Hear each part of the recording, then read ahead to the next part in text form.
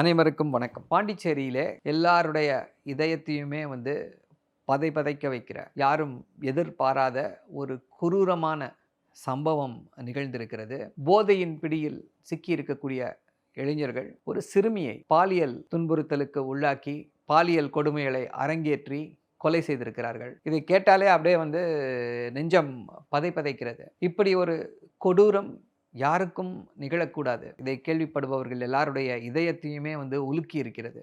இப்படிப்பட்ட சம்பவம் தொடர்ந்து நடைபெறாமல் இருப்பதற்கு என்ன முயற்சிகளை, எல்லா முயற்சிகளையுமே எடுக்க வேண்டும். எப்படி இந்த கொடூரத்தை எப்படி அவர்கள் செய்ய முனைந்தார்கள் அப்படின்றது தெரியல நமக்கு. இவர்கள் எல்லாம் மனிதர்கள் தானா, மிருகங்களா அப்படின்ற அந்த ஒரு கோபமும் வருகிறது. அங்கே எல்லாம் கொதிச்சு போயிருக்காங்க. பாண்டிச்சேரியில் இருக்கக்கூடியவர்கள் கொதித்து போயிருக்கிறார்கள். போராட்டம் நடத்தியிருக்கிறாங்க. இவர்களுக்கு ஒரு மிக பெரிய தண்டனையை கிடைக்க செய்ய வேண்டும் என்று போராட்டம் நடத்தியிருக்கிறார்கள்.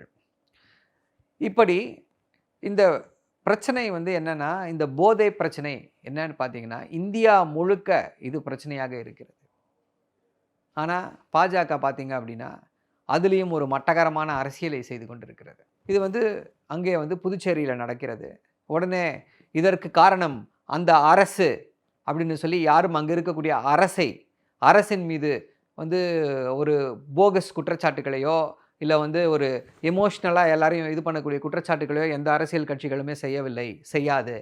ஆனால் பாஜக இப்படி யோசிச்சு பாருங்கள். இதுவே ஒரு பாஜக ஆளாத மாநிலத்தில், எதிர்க்கட்சிகள் மாநிலத்தில் இப்படிப்பட்ட ஒரு சம்பவம் நடந்திருந்தால் என்ன செய்திருக்கும் பாஜக? யோசித்தே பார்க்க முடியாது. ஏதோ அந்த ஆட்சி செய்பவர்கள் தான் அந்த குற்றத்தையே செய்தது போல ஒரு மிகப்பெரிய ஒரு பிம்பத்தை உருவாக்கி இருப்பார்கள்.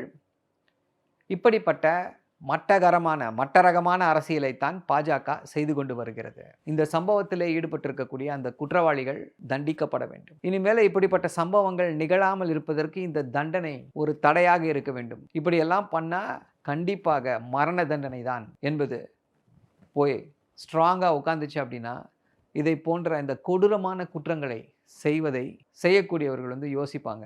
இப்படிப்பட்ட சம்பவங்களை வைத்து கேவலமான அரசியல் செய்வதை விடுங்கள் பாஜகவே. நன்றி, வணக்கம்.